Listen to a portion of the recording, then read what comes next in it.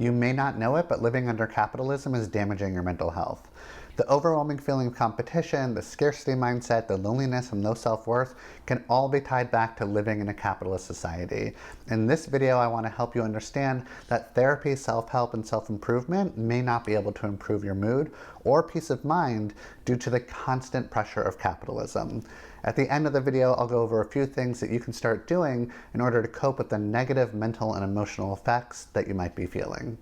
Before we dive in, I'm Jeff Gunther, a licensed professional counselor in Portland, Oregon, and this video is brought to you by therapyden.com. Go to therapyden.com to find a progressive and accepting therapist near you by using the over 140 search filters. And I would love it if you supported this video by clicking that like button right now. Thanks. Okay, so here's the thing with capitalism. Whether you like it or not, it creates a ton of fear and insecurity, and it's only getting worse. Wages haven't gone up in the last 40 years, and anyone who has a good job is likely putting in a ton of hours just to keep it and get by.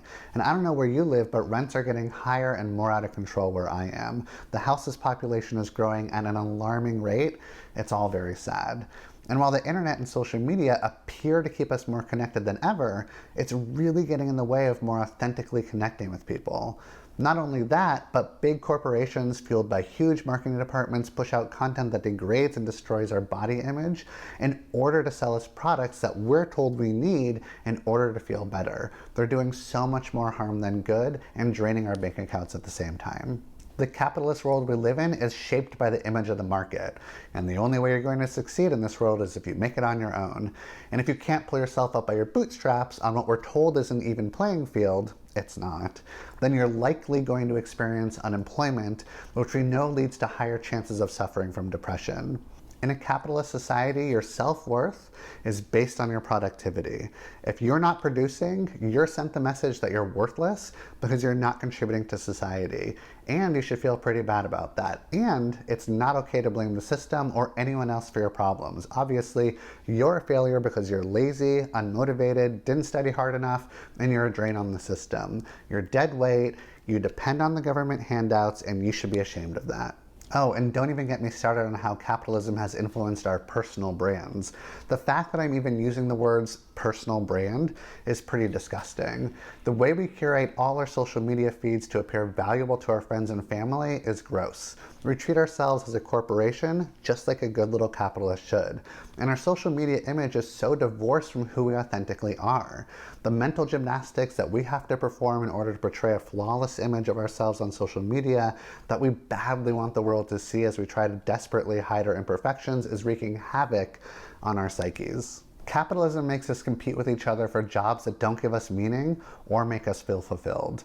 Our job success is measured based solely on how much money we make for the company. We can be replaced by someone else at any moment that knows how to do our job faster and smarter. And our jobs likely don't encourage community or creativity, which are our more natural states. Work should feel satisfying, not draining. So, okay, you might be like, fine, living in capitalism might be pretty bad for my mental health, but there must be something I can do about it. Well, as a matter of fact, there is. I mean, capitalism would like you to think that there is. If capitalism is making you feel hopeless, insecure, alienated, depressed, and anxious, all you have to do is work on your self-improvement and improve your self-care.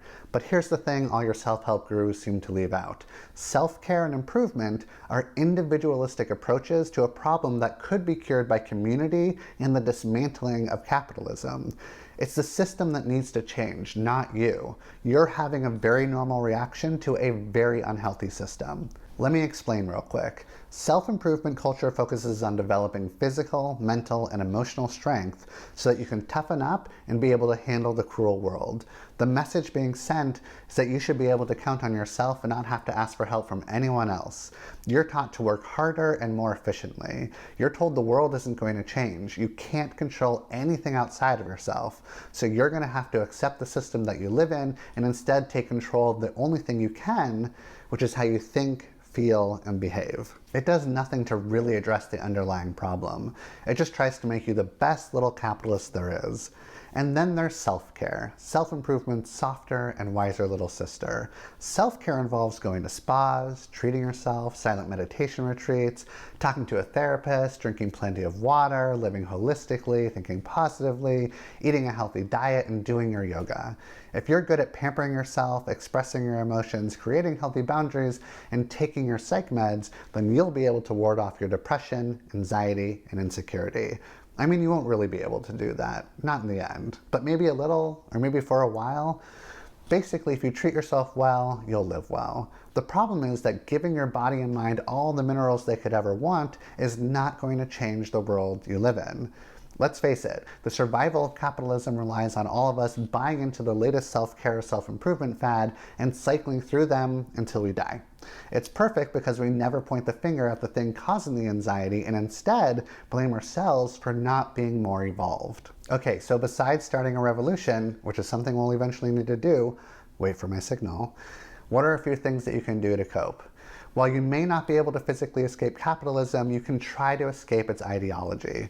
While you may have to continue being a worker and consumer, you don't have to be blinded by the capitalist mindset that operates to serve the powerful and convinces you to buy all the stuff. You can deliberately make the choice to focus on hobbies and friends instead of spending time on social media or on your phone. And while you might not be able to ignore all the hyper-specific ads that are convincing you to buy their product so that you're seen as valuable, you can take a more critical eye to how clever their messaging is and understand that you're of value just because you exist. Remember, the goal of capitalism is for everyone to live in their own solitary bubble and not count on people. Why count on people when you can buy things to meet your needs? And make sure you can protect the little that you have so that you can live another day or plan for retirement. Instead of blindly adopting this narrative, think about what you can realistically do in order to join with your community in a more authentic way.